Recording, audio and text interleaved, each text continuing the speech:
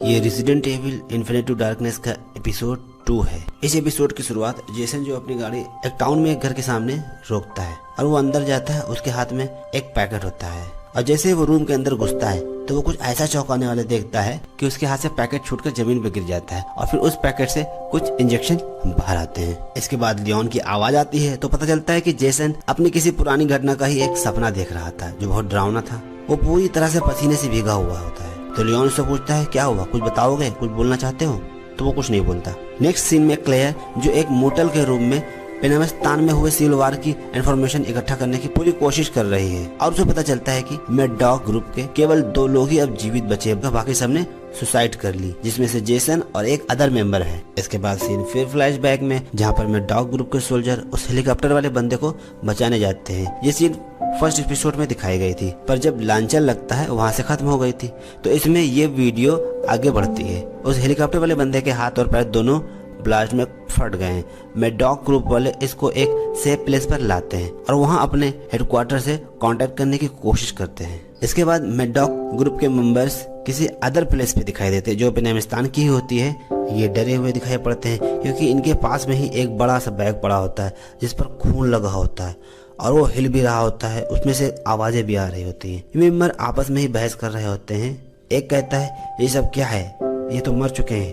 तो दूसरा कहता है हमें सबको बताना होगा। तो एक और कहता है कि हमारा यकीन कोई नहीं करेगा। तो फिर जेसन बोलता है ये जरूर कोई टॉप सीक्रेट मिशन रहा होगा, तभी तो उन लोगों ने साइट पर ब्लास्ट किया था। इनकी बातों से पता चलता है कि इनका सामना ज़ॉम्बीज से हो चुका है पर यह भी यहाँ पर दिखाया नहीं गया है और साइट ब्लास्ट करने की बात अगर की जाए तो ये भी दिखाया नहीं गया है। सो इस वीडियो में तो नहीं दिखाया है पर आगे की आने वाली वीडियो में ये देखने को मिल सकता है। तो यहाँ पर एक लड़की आती है जिसका नाम शैन में होता है और जेसन के पूछने पर वो बताती है कि वो 5th क्लास की ऑफिसर है। शैन में जेसन को यह भी बताती है कि पिछले ट्रांसमिशन पर उसने ही बात की थी। ये बताते हुए उसका ध्यान बैग की तरफ जाता है और ये फ्लैशबैक यहाँ पर खत्म हो जाता है। फिर देखने को मिलता है कि शैन में जिसने एक लॉकेट पहना हुआ है और उस लॉकेट में किसी व्यक्ति की पिक्चर लगी हुई है जिसका नाम जून है। और इधर पनडुब्बी के एक रूम में लियोन और जेसन बातें कर रहे होते हैं जहाँ पर जेसन अपनी पेनामिस्तान में होने वाली घटनाओं के बारे में बताता है और वो बताता है कि वो एक नर्क है, नर्क से बदतर जगह है, उसने इससे बदतर जगह और कहीं नहीं देखी। और वो कहता है हाँ मैं समझ सकता हूँ क्योंकि मैं भी रकून सिटी में था। लियोन बताता है कि उसकी किस्मत अच्छी थी क्योंकि वो रकून सिटी में नया पुलिस ऑफिसर बनकर ड्यूटी ज्वाइन करने ही गया था पर वहां पर पहुंचता है तो देखता है सारे पुलिस ऑफिसर मर चुके हैं और या तो ज़ॉम्बी में बदल गए थे। सब तरफ ज़ॉम्बी नजर आ रहे थे, लोग चीख पुकार कर रहे थे। सरकार ने उस शहर का नाम ही नक्शे से मिटा दिया, वहाँ के मासूम लोगों को भी नहीं बचाया। तो जेसन बोलता है एक कंट्री को बचाने के लिए एक सिटी को खत्म किया ताकि वो और फैल ना पाए, यही रास्ता था। जेसन लियोन को डर और आतंक के बारे में बताना शुरू कर देता है और उसको डराना शुरू कर देता है। फिर तभी अचानक पनडुब्बी में एक बहुत बड़ा झटका लगता है जिसे चेक करने के लिए दोनों इंजन रूम की तरफ भागते हैं और जो देखते हैं उसे देखकर उनकी रेंगटे खड़े हो जाते हैं क्योंकि वहाँ पर सारे लोग मर चुके थे जिसे उन्हें चबाया गया हो, नोचा गया हो।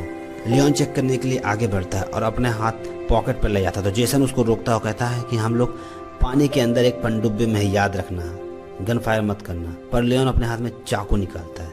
लियोन आगे बढ़ता है तो कुछ गार्ड और गैरली में मरे हुए दिखाई पड़ते हैं। ये देख लियोन फिर से आगे बढ़ता है।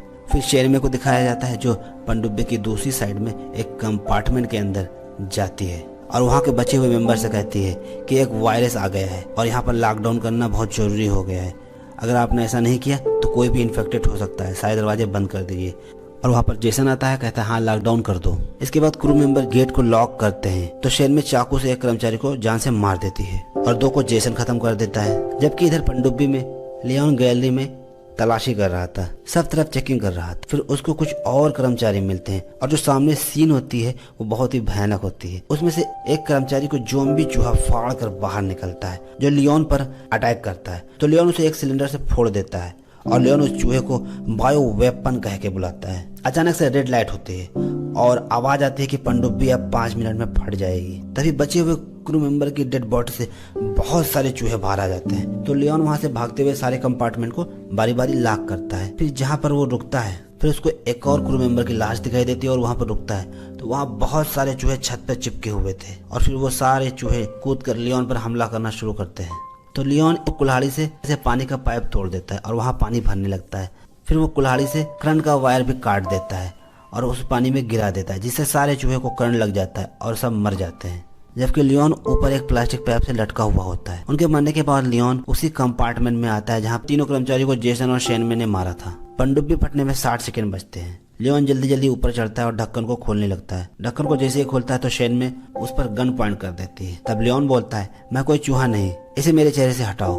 तो जेसन उस गन को हटाते हुए शेनमे से बोलता है, तो हम सबको मरवा दोगी। फिर वे पनडुब्बी से बाहर आ जाते हैं और पनडुब्बी पानी में ही ब्लास्ट हो जाती है। नेक्स्ट सीन में व्हाइट हाउस दिखाया जाता है, जहाँ पर विल्सन राष्ट्रपति को बताता है कि पनडुब्बी से हमारा संपर्क टूट चुका है, पनडुब्बी अब नहीं रही और चीन की सेना का सिग्नल भी हमें मिल रहा है। यह कहकर वो वहाँ से निकल लेता है। फिर नेक्स्ट सीन में संघाई में तीनों एक बिल्डिंग में जाते हैं। वो रूम टेप से लॉक था। शेनमे टेप को अपने चाकू से काटती है तो लियोन की नजर उसके चाकू पर लगे खून पर जाती है। फिर वो सब समझ जाता है। फिर वे सभी अंदर आते हैं और वहाँ छिपे हुए हथियार निकालने लगते। लियोन जेसन से पूछता है, आखिर तुमने पनडुब्बी में लोगों को क्यों मारा, करना क्या चाहते हो, तुम्हारा इरादा क्या है? तो जेसन बताता है वो और शेनमे डिफरेंट मिशन पर हैं। वो सबूत जुटाने आए हैं और किसी का पर्दाफाश करना चाहते हैं। तुम इसमें मेरी हेल्प करोगे? तो लियोन कहता है कि तुम देशद्रोह कर रहे हो, मैं तुम्हारी मदद नहीं करूंगा और तुम्हारी इन हरकतों के बारे में भी रिपोर्ट में लिखूंगा। लियोन उसको साथ देने से मना कर देता है। इतना कहना होता है कि जेसन और लियोन बहुत तेजी से गन उठाते हैं, पर तब तक लियोन जेसन को शूट कर देता है। तो ये देख शेनमे भी लियोन पर फायर करने लगती है। गोलियां न लगने के कारण वहाँ से शेनमे भाग लेती है और जेसन की डेड बॉडी दिखाई जाती है। तो इस तरह से ये एपिसोड यहाँ पर खत्म हो जाता है। इस स्टोरी के खत्म होते होते ये पता लग गया कि जेसन और शेनमे दोनों अलग मिशन पे थे और ये लोग लियोन को केवल यूज करना चाहते थे, पर लियोन ये जान चुका है। तो अब हम लोग नेक्स्ट एपिसोड में देखेंगे आगे क्या होता है और इस स्टोरी के खत्म होते ही मैं आपको पूरी तरह से क्लियर कर दूंगा कि इस स्टोरी का मामला क्या है। इस तरह की और वीडियो देखने के लिए मेरे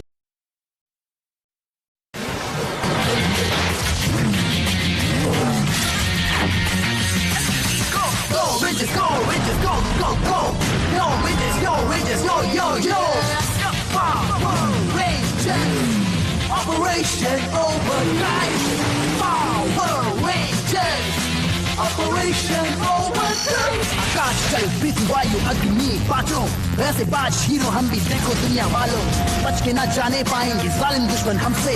5 रेंजर्स की उन पर हरदम है चौकस नजरें।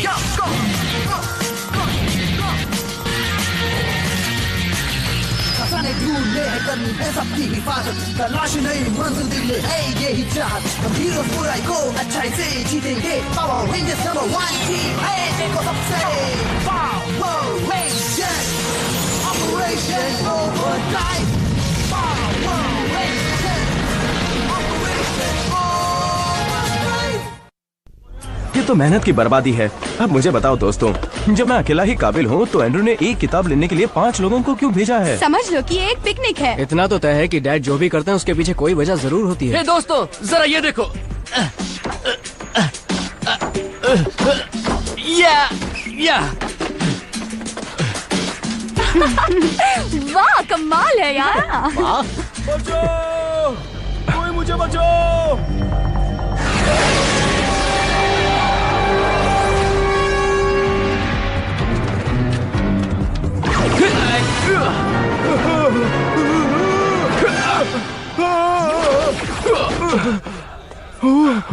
शुक्रिया। कोई बात नहीं। हे, तुम हम लोगों को छोड़कर अकेले क्यों भाग आए? सॉरी दोस्तों, पर मुझे अकेले काम करने की आदत है। मैं वन मैन शो की तरह हूँ।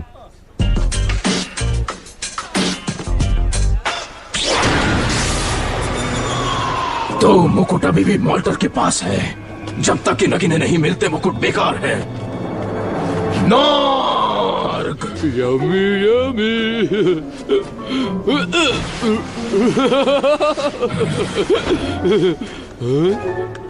आपने बुलाया मुझे? मैं तुमको गंदे पोंछे में बदल दूंगा नार्ग। तुमको करुणा अरोरा के नगीने खोजने भेजा था और तुम खाली हाथ चले आए हो। वो मुझे कुछ नहीं सुनना, मुझे तुमसे कुछ चाहिए है। आइसक्रीम खाएंगे?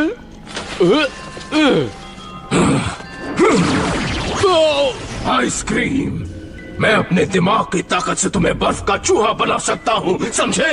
दिमाग की ताकत से कभी पोछा बना देंगे, कभी बर्फ का चूहा बना देंगे। आखिर आप चाहते क्या है? जाओ नगीना ढूंढ कर लाओ। अच्छा हुआ तुम वापस आ गए। सैटेलाइट के जरिए समुद्र तल की छानबीन करते हुए मुझे एक दिलचस्प चीज मिली। ये तो वही किताब है। हाँ, आपने भी तो हमें इसी किताब को खोजने भेजा था। मुझे लगा था ये खो गई है। शुक्रिया, बहुत अच्छे। आपको क्या मिला डैड? एटलांटिस? पक्के तौर पर नहीं कह सकता, पर लगता तो वही है। ये देखो, अगर मेरी गणना सही है तो ये खंडहर 10,000 साल पुराने हैं। तो क्या, मेरे मोजे भी इतने ही पुराने हैं। एटलांटिस पर कभी नेपच्यून का राज था, यानी समुद्र के देवता। और बहुत मुमकिन है कि उनमें से एक नगीना यहाँ हो। इसका बहुत कमजोर सा सिग्नल तो मुझे मिल भी रहा है। यानी हमें समुद्र में जाना पड़ेगा। मैं अकेला जाऊंगा तो काम जल्दी से हो जाएगा। बिल्कुल नहीं अकड़ू, मैं भी तुम्हारे साथ चलूंगी। बस करो, तुम सब एक साथ जाओगे। ये बहुत खतरनाक जगह है विल, तुमसे अकेले ये काम नहीं होगा। विल, अब तुम अकेले काम नहीं करते, समझे? अगर कुछ नीचे मिले तो अपने ट्रैकर की खोजी तरंगों के जरिए नगीनों को खोजना। मैं शार्क में पेट्रोल भरवा देता हूँ। इसके मुख्य कंप्यूटर में उड़ान की योजना को प्रोग्राम कर दिया गया है, और यहाँ वहां मत जाना। मैं नहीं चाहता कि फ्लूरियस या मोल्टोर तुम्हारा पीछा करें। ठीक है।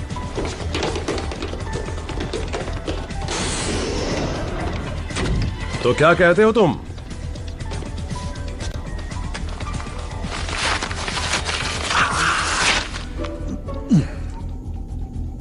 मैं बहुत अच्छा हूं सर, पूछने के लिए शुक्रिया। स्पेंसर जी, अच्छी खबर यह है कि आज फुटपाथ पर मेरे पैर नहीं फिसले। बुरी खबर यह है कि मुझे बचाने के लिए इन्होंने एक टीम की तरह काम नहीं किया। अब अगर आपकी इजाजत हो तो मैं ये तंग जूते उतार लूं, वरना उंगलियां अकड़ के पत्थर बन जाएंगी।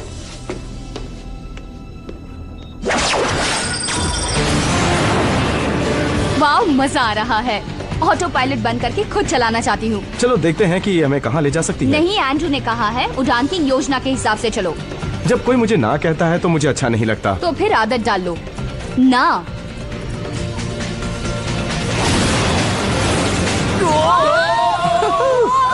यानी अब इससे हम दुनिया की सैर कर सकते हैं। उड़ान की योजना से भटक रहे हैं। ये तुमने बहुत बुरा किया।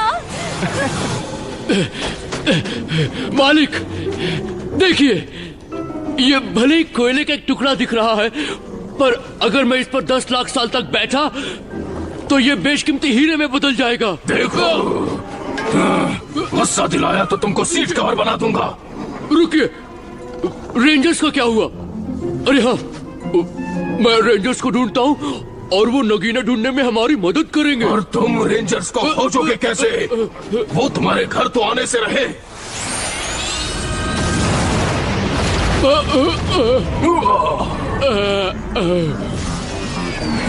नॉर्ग, जितने तुम मूर्ख हो उतने ही खुशकिस्मत भी हो। शुक्रिया मालिक। लेकिन अगर उन्हें खोजना है तो उनकी रफ्तार कम करनी होगी।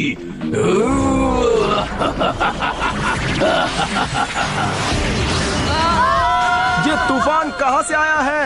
अपनी सीट पर बैठे रहो। कैसे बैठे, तुम ही बताओ। जरा धीरे।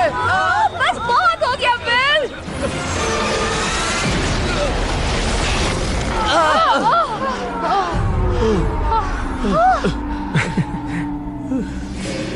ओह, अब आए हो सामने।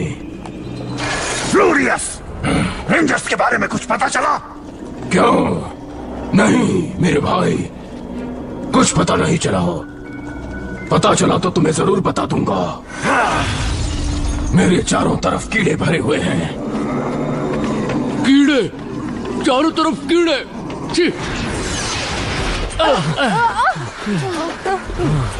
चक्कर आ रहे हैं। स्पेंसर, जॉर्ज को भेजो। अगली बार अगर रास्ता बदलने की कोशिश करो तो हम सबको पहले बता देना दोस्त।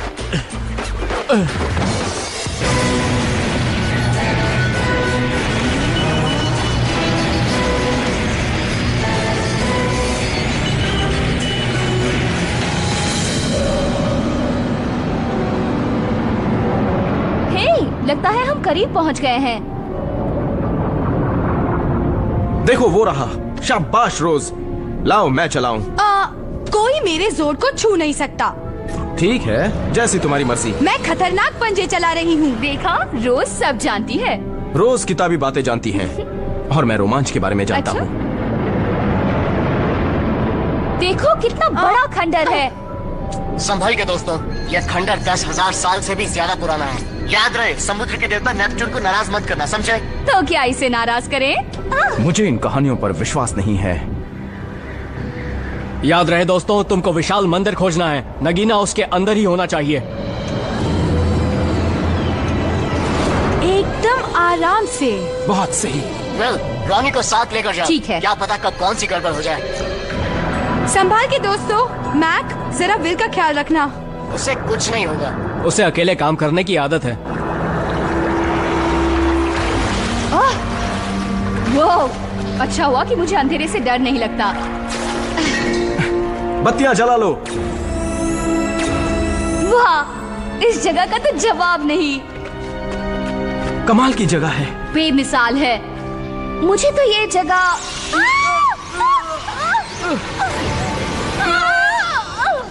चमगादड़! ये हम कहाँ आ गए? वाह, क्या बात है! लगता है यही वो मंदिर है। वाह, इसे देखो। लगता है कोई खास चीज है। झुक जाओ रॉनी। क्या निशाना था? हे, देखो इसमें क्या है। यहाँ आओ। ये तो कोई पहेली लगती है। ये तो नगीना नहीं लगता। मुझे पता है। चलो रोज से पूछते हैं, शायद वो सुलझा सके। देखो, मैं तिजोरियां तोड़ता हूँ, तो मुझे बताओ क्या मैं इस पहेली को नहीं सुलझा पाऊंगा? क्या हुआ? तुमने इसे चालू कर दिया।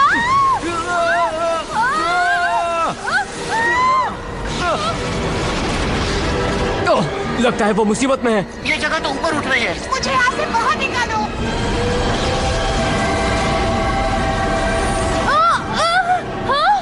वो देखो, मैं अंदर जा रहा हूँ।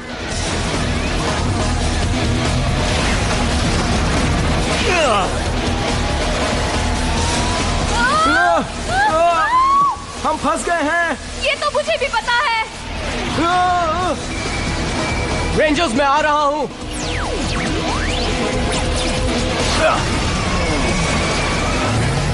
घबराओ मत।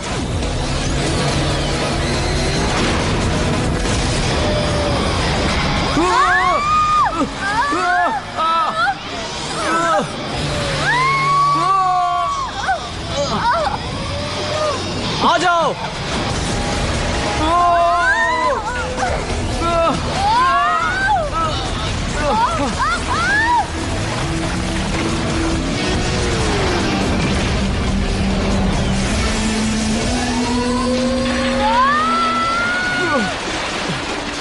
देखो, वो रहे। मैंने बहुत सारी गंदी जगह देखी है, पर ये तो बहुत गंदी है। रोनी, तुम लोग ठीक तो हो? हाँ, मैंने सब संभाल लिया है। ओ अच्छा। अगर ये संभालना है तो मुसीबत किसे कहेंगे? ओह डैक्स, मैं बहुत पहले से ये कारनामे कर रहा हूँ। अक्सर हालात आपके मन के मुताबिक नहीं होते, ऐसे में समझदारी से काम लेना पड़ता है। समझदारी?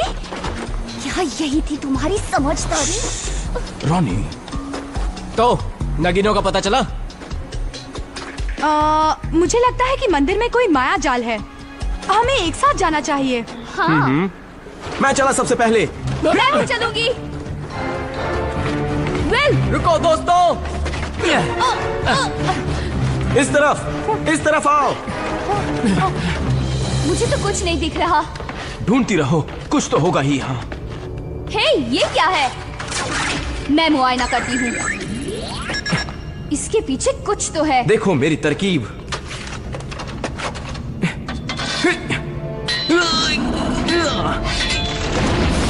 वाह, एक गुप्त दरवाजा। आ जाओ।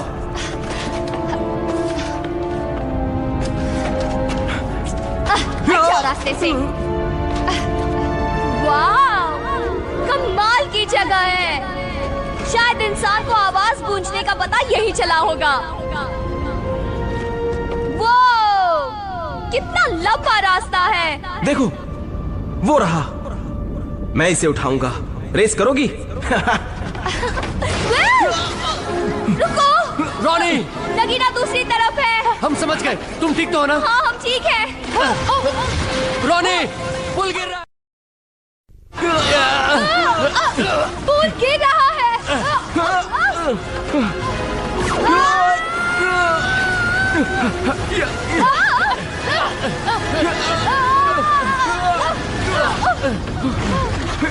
वाकई बाल बाल बच गए। पता नहीं ये क्या है, पर कुछ तो खास है। ये नेपट्यून से लाया गया है। डैक्स, स्कैन करो।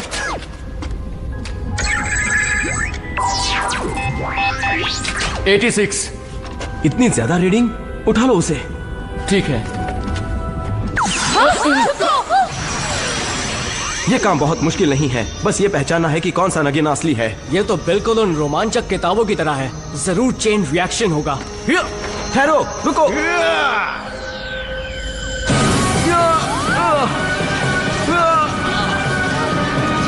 क्या बात है, मैं जानता था। यकीन नहीं होता। मैक, मैं सोच रहा था कि अब क्या करना होगा। सॉरी विल, मगर तुम टीम के अकेले मेंबर नहीं हो। काश मैं अकेला होता। विल। रॉनी, रस्सी लगाओ।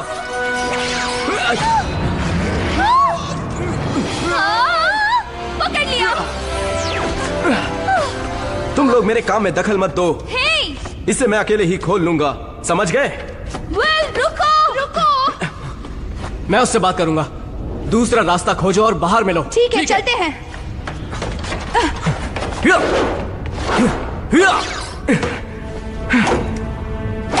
पता नहीं ये लोग कब समझेंगे मैं अकेला ही काफी हूँ। तुम पूरे ब्रह्मांड को अकेले नहीं बचा सकते विल। क्यों नहीं? अरे विल! लाओ पहले वो खोल मुझे तो, तभी तुम्हें खींचूंगा। नहीं, मैं नहीं दूंगा। विल मान जाओ, नहीं तो तुम गिर जाओगे।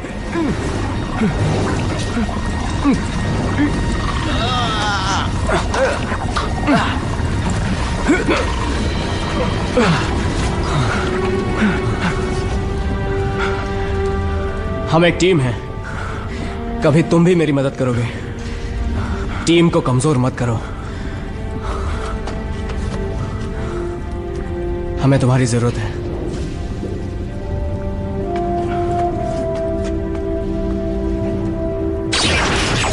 चलो। देखो ग्लोरियस। कहाँ जा रहे हो?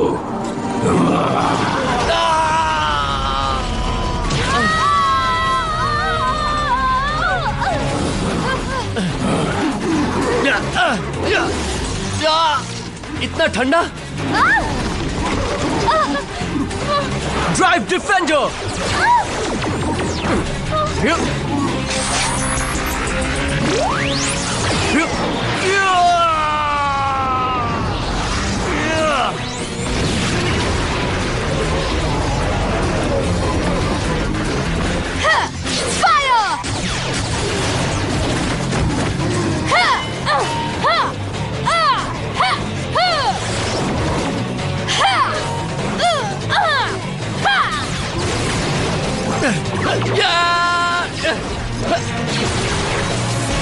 ये रहा तलवार का वार।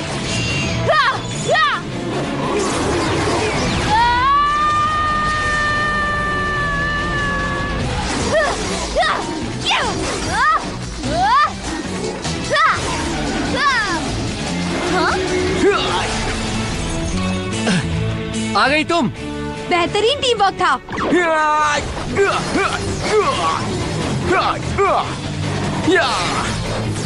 ये लो। हमसे लड़ोगे?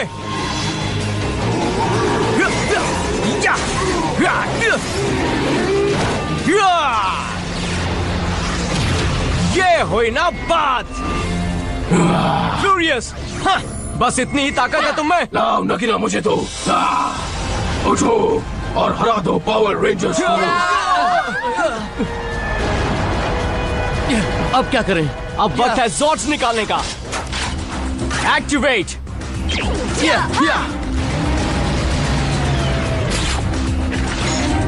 मैं तैयार हूं।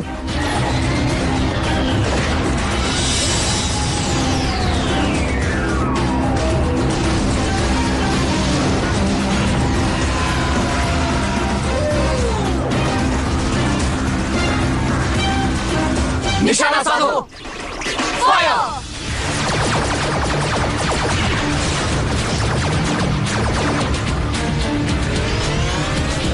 चलो तुम लोग आगे जाओ। हम एक टीम की तरह काम करेंगे विल। सब एक के लिए और एक सब के लिए। चलो खत्म कर दे इसे। चलो रेंजर्स इसे तबाह कर दें। हमला करो। मैं रॉकेट चला रहा हूँ।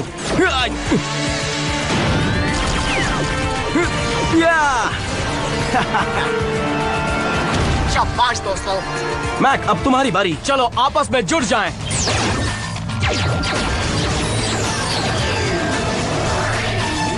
Drive max मेगाजॉर्ड।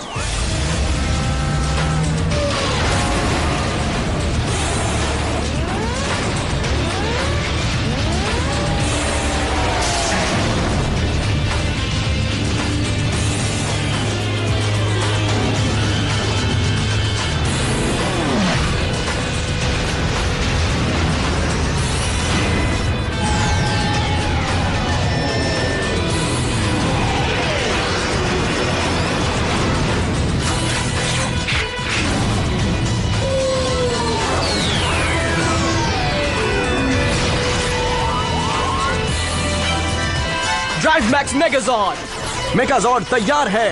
चलो इसे खत्म करें। Operation overdrive.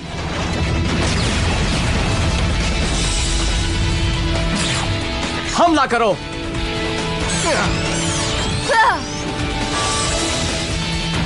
कुल्हाड़ी से मारो।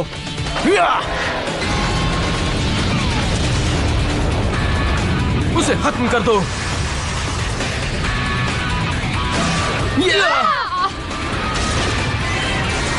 अब क्या करें? हमें और ताकत चाहिए।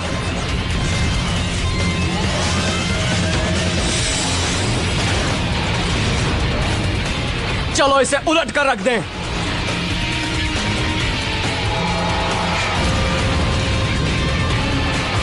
तुम्हें मिट्टी में मिला देंगे।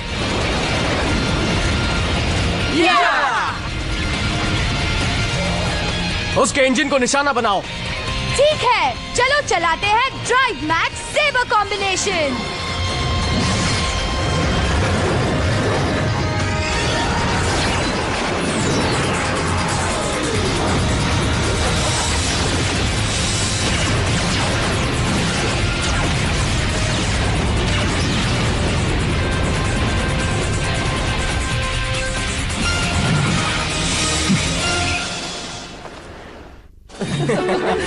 कमाल हो गया है ना? कैसा रहा? शानदार। हमने एटलांटिस को खोजा और ये लेकर आए हैं। इसकी रीडिंग काफी ज्यादा आई थी। शाबाश। एटलांटिस के बारे में किसी को मत बताना। विल, कोई दिक्कत तो नहीं आई? हमें थोड़ी दिक्कत आई थी, लेकिन हमने सुलझा ली एक टीम की तरह। वाह, अच्छा लगा ये सुनकर। अब जरा दिखाओ क्या लाए हो तुम लोग। तुम देना चाहोगी इनको? मैं इसलिए तो हूँ। तैयार हो जाइए एक शानदार नगीना देखने के लिए।